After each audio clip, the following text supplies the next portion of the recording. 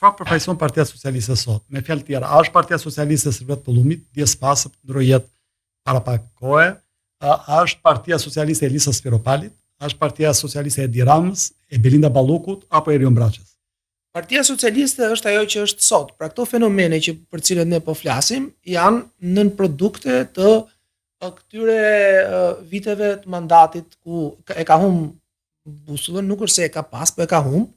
Ai më në vitin 2013 patëm bërë një lloj studimi me një koleg grek dhe Partia Socialiste ishte goxha majtas aso kohë, edhe më majtas se sa partitë e veta si motra në vende të tjera. Megjithatë, realiteti tregoi që doli jo vetëm më tepër djathtas, por dhe më tepër anash dhe më tepër e pa identifikueshme sot. Për shkak të profilit të Ramës, pra zoti Rama i ka dhënë formën e tij enës Partisë Socialiste apo për shkak sepse strategjia që është pra ka një ankth shumë të madh sot. Po ta vesh re ke Partia Demokratike, po të bëj paralelizmin. Dhe ky ankth ka qenë edhe për Partinë Socialiste para se të vinte në pushtet. Është ankthi i të qenit në opozitë. Opozita është dhimbja më e madhe për një parti politike, por nuk është përfaqësimi, është të qenurit në pozita e të qenurit në opozitë.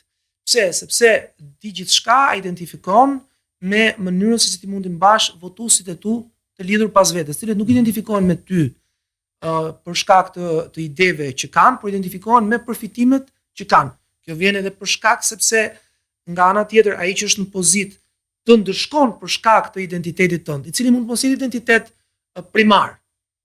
Identiteti jot, dëshira jote është që të kesh, nuk e di, një vend pune, dhe pastaj dhe kështu do të ishte, dhe të kultivosh interesin tënd politik.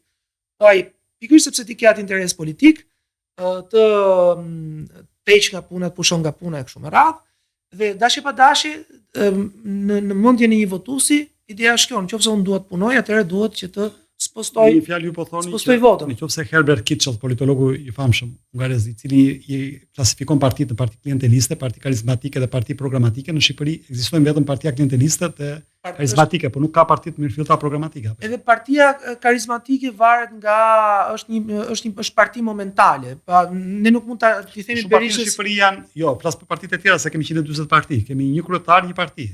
Ka disa fenomene në Shqipëri, po të kthehemi pak e Partisë Socialiste. Pra, këto fenomenet Elisa Spiropali, Erion Braçë etj, këto janë fenomene që i ka prodhuar vet këto kontradikta.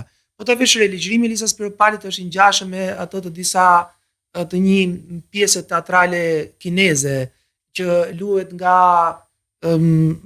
prej shumë vitesh, për shekujsh, që është Këshilltari i keq i Perandorit. Duhet gjithmonë kjo, është shumë interesante si metaforë. Pra, në fakt nuk e ka Perandori, e ka Këshilltari i keq. Çfarë bën Elisa Spiropali? Do të identifikoj Këshilltarin e keq. Nëse ka diçka më banale se si ti mund ta anatemosh Këshilltarin e keq, është korrupsioni. Gjë më banale e mundshme, ti nuk prodhon një ligjërim të caktuar politik, jo programatik. Por janë ata, është Nesti Angoni, pra produkti më i rëndësishëm i opozitës Partisë Socialiste është figura e Nesti Angonit, i cili godet korrupsionin brenda partisë dhe jep mundësinë Ramës se ta pastrojë deri diku partinë dhe ta zëvendësojë me njerëz ndoshta pa dashje. Jo, është një lloj simplifikimi sepse e para prandaj përmenda emra të ndryshëm, të cilët përfaqësojnë tipologji të ndryshme disidencë, nëse më lejohet kjo fjalë, brenda Partisë Socialiste. Pra kemi tipologjinë e Ditmi Bushatit, i cili është i zëshëm, ka një artikulim ideologjik të caktuar, pavarësisht se është jashtë partisë. Kemi një profil të ngjashëm me të Ditmirit, por me një lloj dinjizimi edhe socio-ekonomiko-financiar, që është ai Erion Braçës, i cili tashmë po flet si një kandidat në pritje për kryetar bashkie të vetë propozuar, sesa, domethënë duke hedhur dhe teza artikulimi politik, në fakt sesa një lloj disidenti i mirëfillt i partisë. Pastaj kemi Elisa Spiropalin, e cila nuk është thjesht pozicionuar apo bën këshilltarin e keq si kundër përmendur ju, por është pozicionuar kundër grupit Balluku, pra duke krijuar një lloj